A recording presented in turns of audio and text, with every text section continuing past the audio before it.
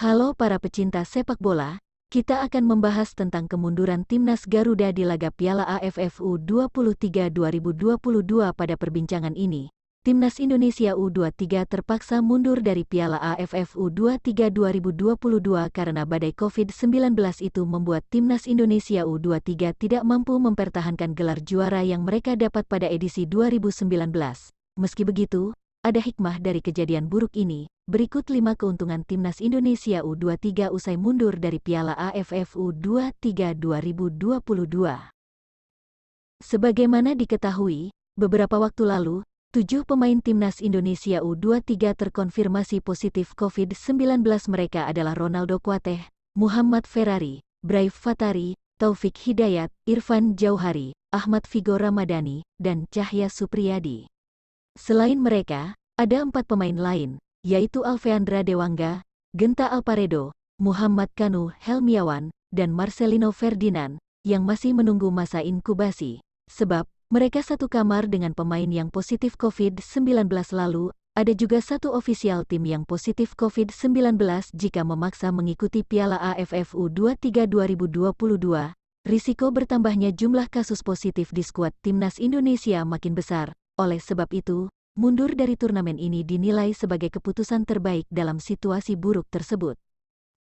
Absen dari Piala AFF U23 2022 juga menguntungkan para pemain yang terkonfirmasi positif, sebab mereka bisa fokus untuk memulihkan diri tanpa tekanan untuk segera sembuh demi bertanding. Bagaimanapun, kesehatan dan keselamatan para anggota skuad Garuda Nusantara lebih penting pada saat itu. Meski berat, keputusan mundur pun harus diambil oleh PSSI.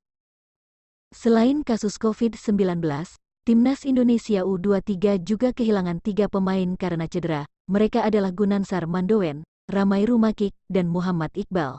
Setelah mundur dari Piala AFF U23 2022, ketiga pemain itu bisa fokus untuk memulihkan diri. Jadi, tenaga mereka pun bisa dimaksimalkan oleh klub masing-masing di Liga 1 2021-2022.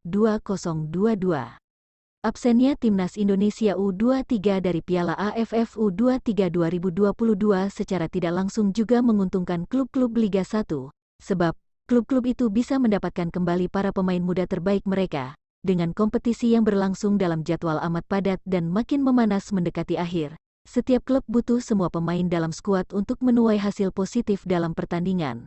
Oleh sebab itu, tenaga para pemain muda dibutuhkan dalam fase ini.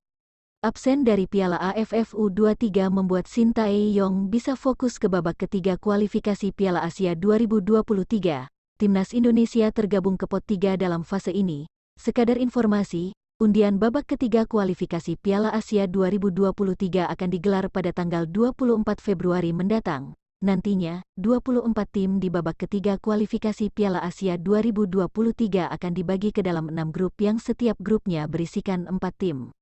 Nantinya, ada 11 tim yang lolos otomatis ke putaran final Piala Asia 2023.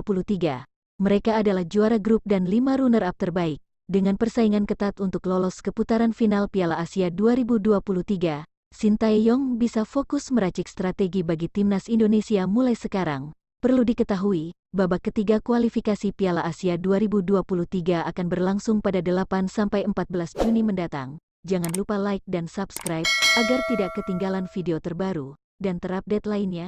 Salam Viral Media.